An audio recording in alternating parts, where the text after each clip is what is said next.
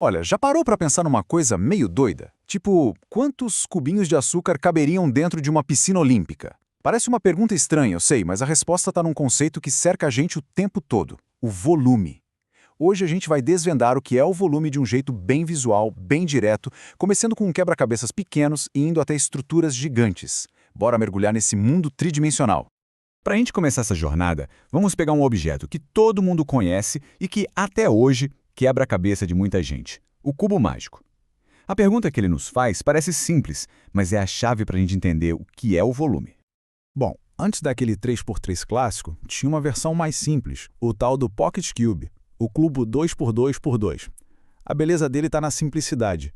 Quantos cubinhos será que formam ele? Dá para contar só de olhar, né? Exato, são 8 cubinhos. E olha que legal, essa contagem simples já é a nossa primeira experiência prática com a ideia de volume. A gente está, literalmente, medindo o espaço que o cubo maior ocupa usando unidades menores. Ok, agora vamos para o desafio clássico, o famoso 3x3x3.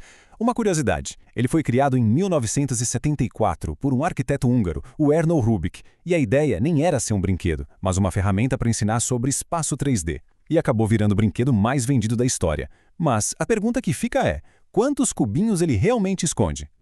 São 27. Mas opa, peraí, se a gente contar só os cubos que dá para ver por fora, a conta não fecha. Por quê? Porque tem um cubinho escondido bem ali no coração do quebra-cabeça que a gente não consegue ver. É nesse ponto que só contar na mão começa a ficar complicado. E se a gente aumentar a aposta? Vamos para o 4x4x4, conhecido como a vingança de Rubik. Olha, o nome já entrega tudo, né? A complexidade aqui dá um salto gigantesco. Pois é, são 64 cubinhos formando esse monstro.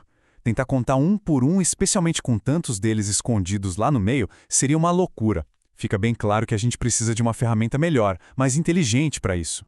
Percebe o que a gente fez até agora? Ao contar os cubinhos, na verdade, a gente estava medindo o espaço interno dos cubos maiores.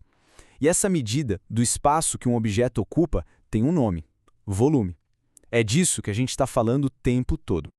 Então, chega de contar na mão. A matemática nos oferece um atalho, quase um superpoder para calcular o volume sem precisar desmontar o objeto. Vamos decodificar essa mágica. E aqui está o segredo, a chave mestra para qualquer cubo. Em vez de contar, a gente simplesmente mede uma das beiradas dele, a aresta, e multiplica por ela mesma 3 vezes.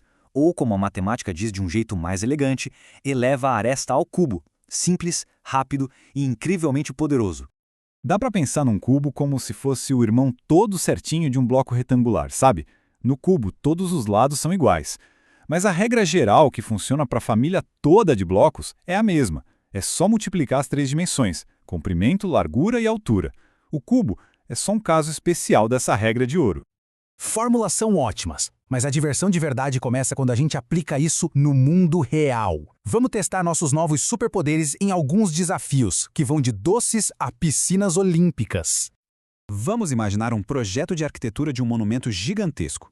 Um cubo perfeito com 10 metros de altura, 10 de largura e 10 de comprimento. É enorme. Mas quanto espaço existe realmente lá dentro? Vamos calcular.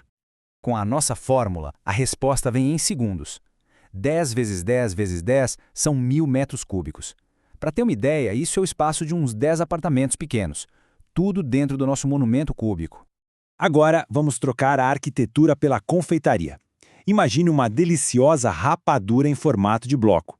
O desafio é: quantos cubinhos de doce a gente consegue cortar a partir do bloco maior? A matemática do volume vai nos dar a resposta exata. A solução é um plano de 3 passos bem lógico. Primeiro, a gente calcula o volume total da rapadura. Segundo, o volume de um único cubinho que queremos cortar. E o checkmate, a gente divide o volume grande pelo pequeno para descobrir quantos doces teremos no final. E pronto, a matemática não mente. Conseguimos exatamente 36 cubinhos de rapadura. Um problema delicioso resolvido com a elegância do cálculo de volume. Agora vamos dar um mergulho em algo realmente grande: uma piscina olímpica. Você sabia que existem regras rígidas sobre suas dimensões? A profundidade, por exemplo, tem um mínimo obrigatório e um recomendado. E essa diferença, como a gente vai ver, muda tudo. Olhem só isso. Aumentar a profundidade em apenas 1 metro, a altura de uma criança pequena, faz o volume de água saltar de 2.500 para 3.750 metros cúbicos. É uma diferença brutal. Pensa nisso. Um único metro a mais de profundidade significa 1.250 metros cúbicos extras de água.